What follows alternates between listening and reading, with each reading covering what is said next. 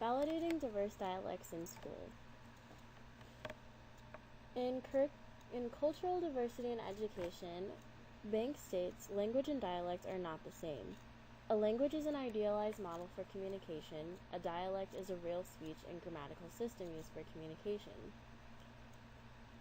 The lingue of U.S. society is so-called Standard English. Its parole consists of at least 4 distinctive dialects: Ebonics, Eastern English, General American, and Southern English.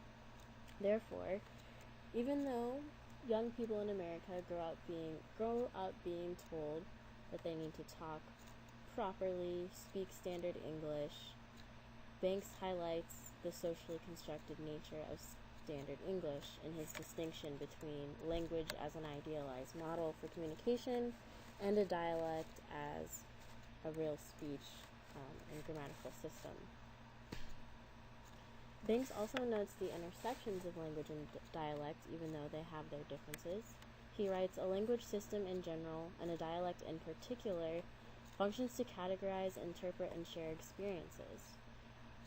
He says, ethnicity and language thus intertwine, language being the medium and ethnicity the message.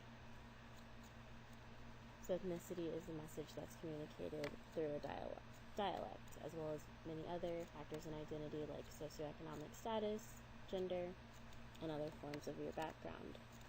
Banks suggests that much more is communicated through speech than just words or phrases, and dialects give us clues into people's lives.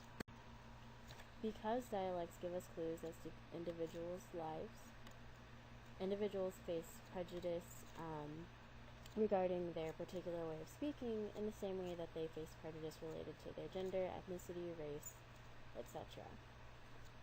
And in explaining the power dynamics involved in Standard English and dialects, Robert L. Williams, the creator of the term Ebonics, says, those who are in power tend to define the language and decide what is correct or what is incorrect in that language, which is another clue to the socially constructed nature of Standard English, which forces us to question whether or not it should be championed in schools by teachers, faculty, administrators.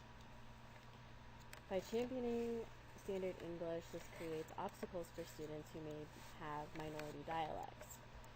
In his article, Creoles and Minority Dialects, an Overview, author Jeff Siegel points out the following disadvantages of minority dialect students: negative attitudes and ignorance of teachers, negative attitudes and self-image of the students themselves because of denigration of their speech and culture, repression of self-expression because of the need to use an unfamiliar form of language, and difficulty in acquiring literacy in a second language or dialect.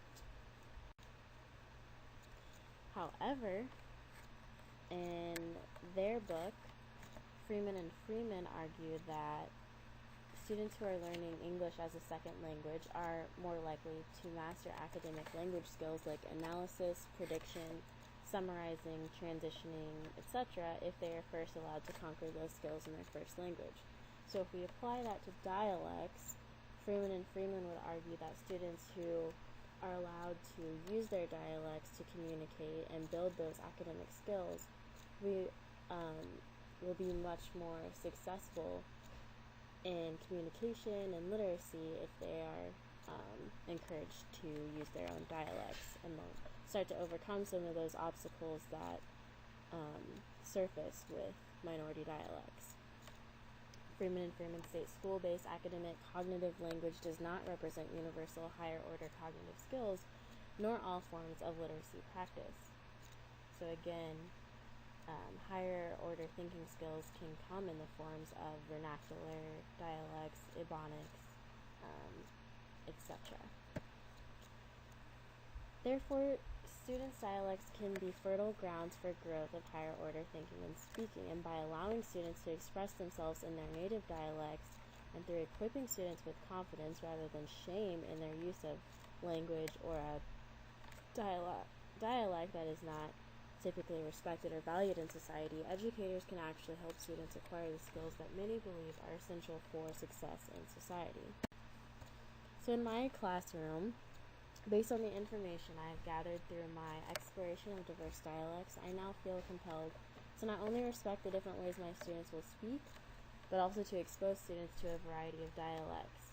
In doing so, I hope to reduce this form of prejudice in my classroom and empower my students to express themselves in whatever dialect they own.